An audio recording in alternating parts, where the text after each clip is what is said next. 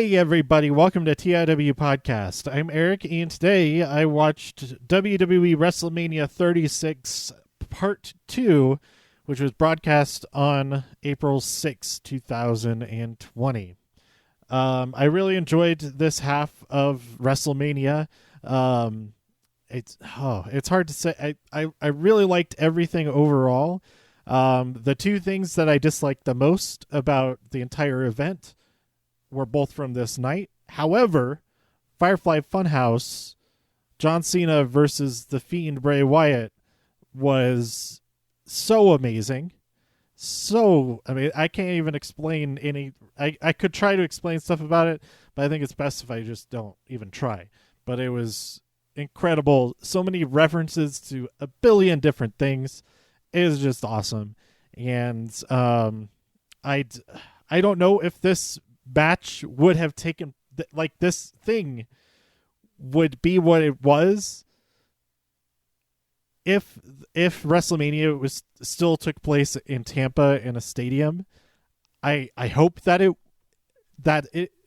this still would have been made. But if I don't even know what I'm saying. But it was awesome. But I'll get to that. It is not the main. It was the second to last match of the night. And it was pretty much perfect placement because it had a great ending to the show.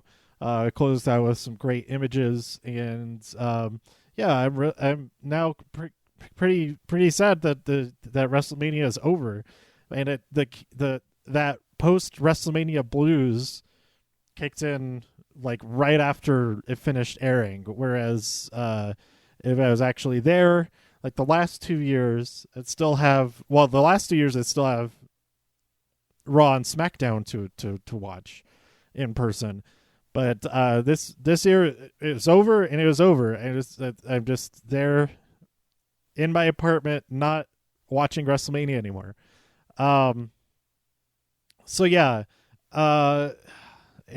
This, like, as I'm recording this, like just a couple hours ago, I would have met Drew McIntyre at Access.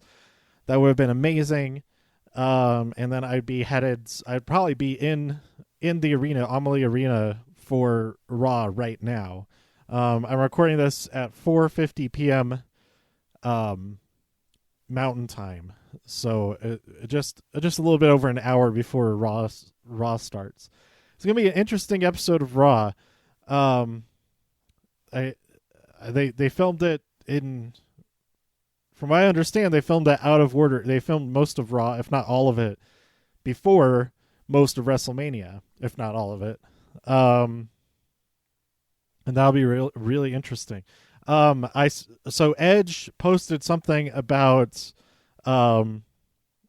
his match, and he said that it was filmed 2 weeks ago, like exactly 2 weeks ago. So they filmed that before a lot of stuff. So that's pretty interesting. So speaking of doing everything out of order, that's what I've been have done so far. But let's get back into the order of everything that happened. On the kickoff show, we had Liv Morgan versus Natalya. I thought Liv Morgan's ring gear was awesome. It was like so cool. A lot of people's ring gear was great. And in the next match, that got me so excited. I was like so happy just because of Rhea Ripley's ring gear. When I realized, like, at first I thought this is really cool. And then when I realized what it was, it got me even more excited. I'm like, why didn't I even realize that's what it is? And it's, I'll get to that in a second. Liv Morgan versus Natalya. There's a couple of really great moments for Liv. She did this like double stop to Natalya's back that I thought was great. And then also her step up in Shiguri. Awesome. And Liv Morgan got the win after a couple of roll up reversals. So not the most exciting finish to the match as far as like a actual finisher happening, but it was still pretty fun. Then the first match of the regular show, we had Charlotte Flair challenge Rhea Ripley for the NXT Championship, and Rhea Ripley is wearing this white and blue gear, and I was like, oh, this is so cool. And then when I realized what it is, because it also had all these gold accents, she was Vegeta. Super Saiyan Vegeta. Vegeta Rhea. I was so happy about that. And then when I rewatched the match, I was so busy like being excited about it on like Twitter and stuff that I kind of wasn't paying attention to parts of the match. So I rewatched it again, and it was even better. This match was really good. I was upset that Charlotte won. She wanted to be a figure eight, but it makes sense to the story of the match, and the match was incredible. So I'm not mad about it anymore. But so it will be very interesting to see Charlotte face everybody over there on NXT. And I'm curious, maybe Rhea now is going to be on SmackDown or Raw, or those are the two options. But man, how exciting! Like this match was so good. There's so much great stuff from both of them, and this was the match. Even though I wasn't happy with the results, I've been waiting to see this match. I've been wanting to see this match since the first time I saw Rhea Ripley in the first Mae Young Classic. I was like, oh, she's gonna kick Charlotte's ass someday. And that isn't what happened, but maybe we'll get a rematch, or there'll be payback at some point.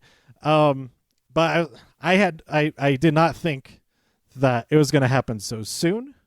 Well, actually, I was hoping it would happen a lot sooner, but I didn't think it was going to happen at WrestleMania, or that while fighting Charlotte Flair, that Rhea Ripley would be cosplay is one of my favorite things ever, Dragon Ball.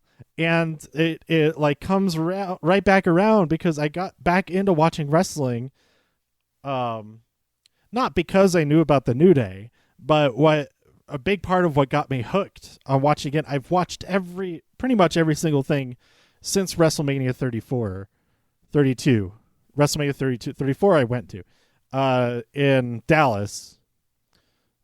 I was like, oh, this tag team, they have Saiyan armor. One of them has a trombone. This is amazing. It's the New Day. And like that, plus a bunch of other stuff. It's like, I got to keep watching this. And I've been so into it. And I still am for 3 years now. I think it's the 3-year anniversary of that show. Like 3, 4, 5. Wait. 36. 4 years. Yeah. Crazy. Anyway, this match made me really, really happy, and then also really upset, but mostly really happy. And so there you go. After that, we had Aleister Black versus Bobby Lashley. I was not paying attention to this match at all, to be honest, but it figures that the Black Mass would finish the match. I thought it would finish it much more quickly than it did, but I'll take what we get with this match. So Aleister Black wins. Then we had the main event of the weekend. There's so much good stuff that I would say was the most exciting thing. We had Otis versus Dolph Ziggler after all the events of SmackDown and everything. And Sonya now is at Dolph Ziggler's side, her gear is like so badass. But I thought she looked like she was part of from Mortal Kombat, like a Sonya Blade. Probably I wouldn't be surprised to find out. I haven't played all of the recent Mortal Kombat, so that this is actual directly inspired by some Sonya Blade gear or something. But it's like very tactile, very tactical looking, but also like she's wearing what do you even call it? Like a bodysuit underneath that goes she has pants, but she also has a bodysuit, and it like rises above the cut of her pants, which is like a really interesting look. And yeah, it was just, and then with the straps over her shoulders, I don't know if they were suspenders or they were part of a vest or whatever, but all of it was so cool. But anyway, Sonya gets involved distracting Otis when he was about to hit the caterpillar, And Otis is about to get, I think it hit him with a low blow. But then Mandy arrives, neutralizes Sonya. Otis is able to get the win. And then Mandy and Otis in the ring, hands raised together. And then Otis scoops her up and they kiss and they go off into the sunset. And it was amazing. So, yeah, I hope this is just the first on the WhatsApp chat with all the wrestling folks. I was like, I hope this is just the first season of like a 5-year TV show based around all the drama with them, and then it keeps expanding, getting bigger and bigger and bigger and all that. That would be great. So, how did I rate all these matches so far? I didn't write down what I gave Charlotte versus Rhea. Crap. But I gave her ring gear 5 Vegetas, that was for sure. I gave Liv versus Natalya 3 cats in honor of 2 paws. And I gave Aleister Black versus Lashley. What did I give that? I don't remember what I gave that match. But I gave 10 alternating eggplants and peaches for Otis versus Dolph. Up next, we had not the match of the decade, but the decade of a match. Edge versus Randy Orton. There was some really cool stuff throughout this match, especially the 2 elbow drops. We had a big elbow drop off of from a height down onto some tables delivered by Edge, and then we also had one delivered from the ceiling of the conference room. That was really cool. But man, the first, other than like those 2 spots and a couple of other things, like the first 30 minutes of this match was not necessary. I mean, I appreciate them doing it and brawling all this time and all of that. But they didn't have to film all of that. I thought it was just a lot. It was a lot, and the commentary didn't help. The very few times that they were saying stuff, they were very repetitive, and they were also very quiet and subdued and not, I guess they were trying to come across as like horrified or something, but it just didn't work. It was a huge contrast from a similarly filmed match with the Boneyard. I mean, not really similarly filmed, but with it not being a standard in the ring with the regular camera crew. Like them progressing through these different rooms and all of that, it just felt, I don't know, having that little bit of commentary, I think took away more than it gave. And then also them not really trash talking each other like everybody else has been in the regular matches, and especially looking at it compared to Kevin Owens versus Seth Rollins. That was filled with trash talk, even though most of the match, it was all just coming from Seth. If they had that coming from Randy Orton the entire time, the couple of times that he did say stuff, he calls off the rest. You don't need to count. I'll tell you when to count. Like, those little moments were like really great, but there were so few of them over the 40 minutes. But anyway, the last 5 minutes especially were really good. Once they got out to the warehouse where there was a pickup truck, and then the trailer, the NXT trailer, once they got to that point, all of that was awesome. So I feel like they should have gotten to that part a lot quicker. And for fun, I cut it down to about 12 minutes and mostly got rid of the first 30 minutes of the match. Have them start in the ring, had a little bit of stuff going through hallways to get them to the warehouse, to the loading dock. And it's not a perfect edit or whatever, but I don't have all of the raw footage that's available that would be able to make it work even better than that. But yeah, so there that's my thoughts on it. I gave it I gave it 15 chairs for how many minutes too long it was. But it's more like 30. It was almost 30 chairs too long. But yeah, the ending, Edge won after delivering the concerto on top of a trailer. So that part was the whole end was really cool. So there you go. That was that, and then Charlotte losing were my two low points of the two nights. But everything else like really like more than made up for it for sure. And watching it back and like editing it, and really I've spent the most time watching this match, like my least favorite match. I've spent the most time watching it and thinking about it and all of that. I do appreciate it more now. And I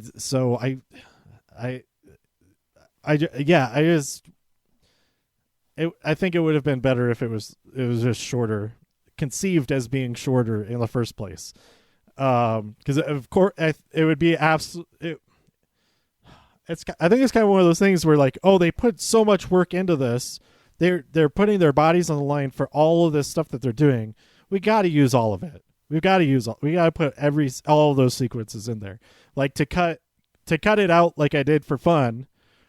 That is does a disservice for what they put their bodies through for that. Because I'm sure each of those things is only, well, everything was at least one take.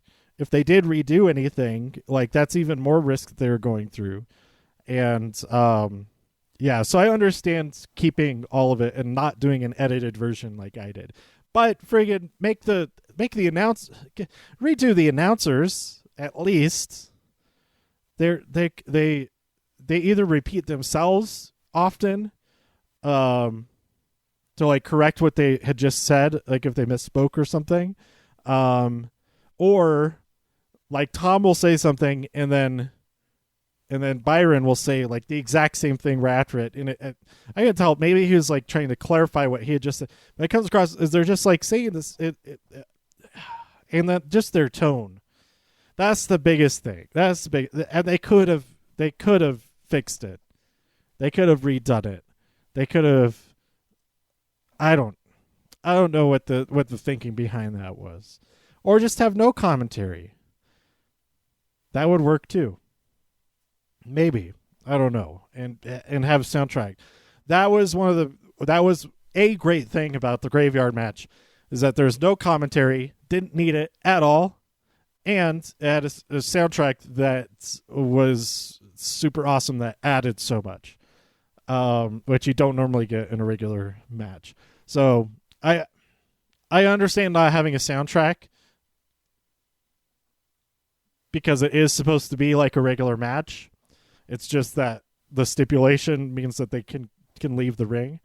But, yeah. Anyway, after this, Mojo fights off a whole bunch of people before Gronk pins him and becomes a 24/7 champion. And I was thinking, wow, what if they had this happen during the Edge and Randy match? Even if it didn't, like, interrupt their match, like, physically.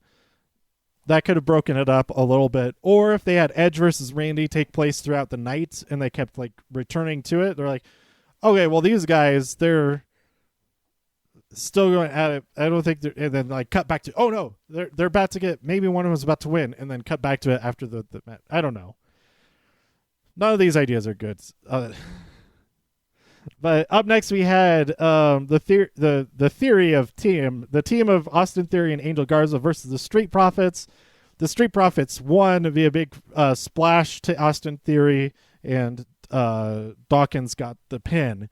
But Theory and Garza beat down the Street Profits afterwards, setting things up for Zelina Vega to just like go off on them, just kick the crap out of them. And then Bianca Belair arrives, and she saves the day. She fights off Zelina, and then we have all three of them standing tall. It was so, so cool. I really, really liked that moment, that image, and those events. Like, when they were making their entrance, Angel with Zelina and Austin Theory's already out there. It's like, oh, I really hope that Bianca Belair comes out with the Street Profits. And she didn't, but she did come out to help them afterwards, and it got the same because I accepted the fact, she didn't come out with it. But when I saw that Zelina was about to start getting in on that action, it's like, oh, Bianca's got to come out. Bianca's got to get out here and kick Zelina's ass. So I was really happy about that. Because Gronk is the new 24/7 champion and he's getting pursued by everybody. By the way, when that chase happened to get Mojo Rawley out there was way more than 10 people involved in that. I think that was an ill-advised thing. Like, so many people, why were that was a lot of people that were there that were not on the show otherwise. They risked their out to be out there for like 30 seconds. But anyway, Titus O'Neil takes over host duties, which is great. We'll return to that in just a minute. But then we had the SmackDown Women's Championship match. Sasha Banks versus Lacey Evans versus Tamina versus Naomi versus Bayley. And I made this joke. Maybe I've made this in years past as well. But I made this joke on Twitter. And I even tagged Tamina in it. I have it pinned on my profile as I'm so proud of this joke. Because it's true. The funniest things are true. And that the thing that I posted is, because it's still pinned on my profile, you can't spell Wrestlemania without Tamina. Because you literally can't. Her name is, the letters of her name are contained in Wrestlemania. So, man, I was so pleased with that joke. No likes. Not a single like, let alone a retweet. It's a travesty. But anyway, this match is really good. And it's kind of my favorite women's match of the two nights. It was very good. There's lots of great stuff in there. It was like very nerve-wracking when Sasha Banks was eliminated by Lacey Evans, who hit her with the women's right. I was like, oh no. Lacey is about to win this. This is no good. No. Slow motion. No. Her fighting Bayley. No. She hits Bayley with the moonsault. No. Bayley kicks out. Yes. And then Bayley, how did she win it? Oh, that's right. There's no disqualification. I don't think the referee even had to be distracted. Sasha Banks hits, she's still at ringside. She had been eliminated, but she hits Lacey Evans with a backstabber. Boom. Bayley's able to pin her and get the win. Bayley's still a champion. Sasha Banks in the ring with her to celebrate, but there's some, oh no, I'm worried look on Bayley's face that Sasha might be coming for that championship soon. So the first one eliminated was Tamina. She was pinned by everybody. Literally everybody just piled on top of her.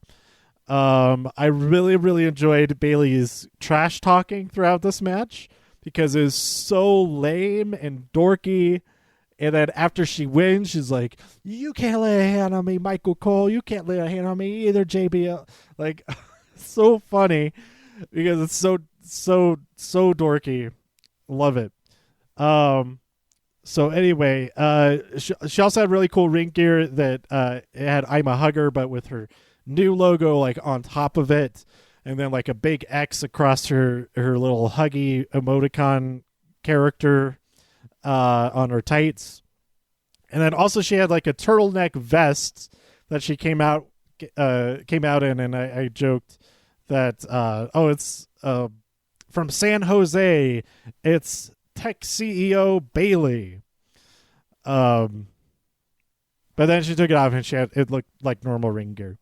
But anyway, I really like this match, and now that it has happened and that I'm not stressed out about the worry that Lacey Evans is going to win, it's kind of the opposite, but also the same as like with Rhea versus Charlotte. Now I know Charlotte wins, and I can just like watch the match again and not be like just rug pulled out from under me that Charlotte gets the win. I know that that's going to happen, so I can appreciate all the other stuff about it. Same thing here, that I'm not worried. I know that Lacey doesn't win, so when I did watch it back, or I had it playing again, and I would just like look up at what's happening every now and then. Earlier this morning, is to say, I think, like, oh, I'm not worried about, oh no, Lacey's gonna win. I know that Bayley comes out on top, so I could just kind of enjoy everything that happens even more. So there you go. Best women's match of the weekend for sure. Maybe like my third favorite match overall. Yes, fourth. Firefly Funhouse doesn't really count as a match. It wasn't really a match. It was an event that happens. So that was my favorite thing of the weekend, but I would not call it a match. My favorite match of the weekend is the ladder match between Morrison, Jimmy Uso, and Kofi Kingston. But anyway, Firefly Funhouse. I'm not even going to try to explain this. It was amazing. It's like a masterpiece. Like, this is like so far the pinnacle of creativity and filmmaking in wrestling, in my opinion. And it could only happen because of the vast history of these two characters, and also the history of the WWE, and like so much outside of what we've seen on screen. There are references to things that are in jokes, etc., in the real world, and it was just really, really, really great. So yeah, that's all I'm gonna say about it. It's a friggin' wrestling masterpiece. And then Titus O'Neil, we cut at the end of it. So Bray Wyatt wins. It's like, but there's like no, I don't think there's a referee, but I think the bell, I don't remember. It's like, it's all like this crazy dream where everything is just images and ideas all mashed together, that even if I watched it again, I wouldn't be able to explain what happens. But Bray Wyatt wins. It was really cool how that happens. Like leading up to that, right before that, we hear, like, this is what I was like. One of the things I was hoping for with this was like a very like anime type fight, not with this in particular, but with something on the show, because it's pre-taped, was like to be like Dragon Ball, that you have, or like other anime with fights that as people are like charging up to do their finisher, or like a really special attack or something, or even just like in the middle of the fight, there'd be like internal monologue. They're like, oh, I remember when you killed my parents, or like that kind of thing. That's more of a Batman thing than anime, but I was really hoping for that, and we got that, because as is set up for Sister Abigail, we hear the quote of what John Cena, and he was saying it about Bray Wyatt, but it turns out he was actually saying it about himself, and that's how he's redoing. He's making up for what happened there, and Bray Wyatt wins, and they get rid of this. It was so good. It's so good. Go watch this match. I just spoiled the best part of it, but it probably doesn't even make sense without actually seeing it, with how I explained it anyway. Okay. Anyway, Titus O'Neil, we cut to him after the match, and he's just like, huh? What the hell did I just watch? And it was just so perfect. And having Titus, so like him taking over as host, and then that being Titus O'Neil's moment, I wonder if they're like, okay, Titus O'Neil's going to be the best person for this reaction. How do we get him? Like, why would we cut to him after this match? Oh, I know. We'll have him take over hosting duties, and then that's a justified reason to cut to him. And that's the last time we see him on the show. We only see him when he takes over hosting duties, and then him reacting to Firefly Funhouse, and it's perfect. Oh, that's so good. I would have been satisfied. I would have been pretty satisfied if that was the end of the show. That was just like, Titus O'Neil, what the hell did I just watch? And then cut to the next show. Copyright logo. But we did have one more match. The main event of the weekend. Brock Lesnar defending the WWE Championship against Drew McIntyre. Here's the order of events. Claymore. Kick out. 2 suplexes. An F5. Kick out at 1. An F5, kick out at 2. An F5, kick out at 2.8. A Claymore. A Claymore. A Claymore. New champion. Drew McIntyre. So yeah, the match when you list it out like that sounds not great, but I was really happy with the results. I thought I enjoyed it. I thought it was good. It wasn't like wasting very much time at all. It wasn't very long. I was hoping that it would be a classic epic battle between the two. That would have been really cool. But I get it. Like, I won't be upset. I'm not upset that it wasn't that. Because we got right. We got right to the great moment of the evening of Drew McIntyre reaching out to the camera, pointing at us, saying "Thank you," and that was so great. That part was like a million times better than the match, of course. And then we end WrestleMania with Drew McIntyre, WWE champion, after all of these years. So awesome for him. And I'm very bummed out that I don't get to meet him, that I didn't get to meet him today at WrestleMania Access. But someday, hopefully. So there you go. I gave that match, what did I give that match? I gave the Funhouse match like 20 bags of money as a rating for that. And then Brock versus Drew, what did I give? Oh, give it like 5 bagpipes or something. I don't know.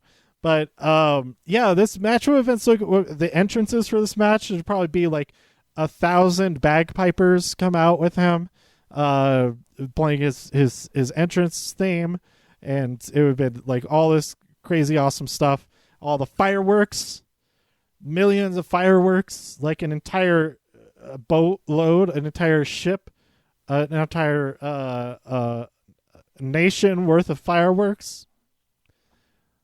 But it was still really cool with that reach out to the camera. I'll be honest, I reached out to my TV screen and I pointed back at him. It was great. So anyway, overall, night 2, really good, really great. Night 1, fantastic.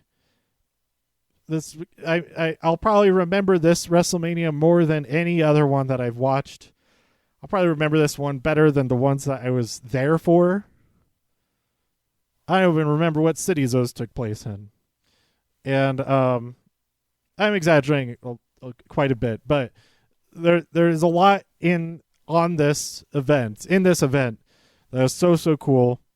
And hopefully a lot of things, but I could see that like with how hopefully there's a lot of really positive response in general, and I hope that that is the driving force moving forward with that kind of thing, and that they just ignore the people that are saying it's stupid and things like that, because like there was still regular wrestling matches on the show. If you think those parts are stupid, I said this in the last episode, I think, like if there's something that you didn't like about the show, just ignore it unless you don't like the entire show. But I feel like for the most part, in most cases, like when I see people complaining about a show, they're complaining about a specific thing or two, and just ignoring all the really great stuff that they probably did legitimately enjoy while they were watching those parts, but they just ignore those so that they can complain about the parts that they didn't like. And I realized I did focus on the 2 things I didn't like about this, but in my defense, I feel like I also explained how I came around on those things, and also just praised other things that I really, really liked a lot. So anyway, my advice for that still stands. If you didn't like Firefly and Funhouse, if you didn't like the Boneyard match, or if you didn't like the Last Man Standing match, then you know that's of course your opinion. But I don't think it should be extrapolated across the entire rest of the show, which it seems to happen a lot, especially like on Twitter. But not just not disliking those matches. If you disliked Charlotte defeating Rhea, like I disliked at first. I still dislike it a little bit. I don't know, extrapolating that across, like that I'm upset about that. Now I hate the Funhouse. Goes that both ways. And then also, now I hate the ladder match, which was incredible. But because Rhea didn't win, now that ladder match is awful now too. So yeah, I just say don't do any of that. Just like or dislike the individual parts. And don't let the dislike bring down all of the other things that you liked. Okay, so that's it. Let me know what you thought about WrestleMania 36, 2020, coming from the Performance Center, by tweeting me at TIW Podcast. Go to TIWpodcast.com for more reviews. If you enjoyed this episode or anything else on the site, please share some links with your friends. Subscribe on iTunes, Spotify, Stitcher, YouTube, wherever you like to listen. Stay safe out there in all the infinite multiverses. Also healthy and happy. I didn't say that right. And I'll see you next time here on TIW Podcast. Bye.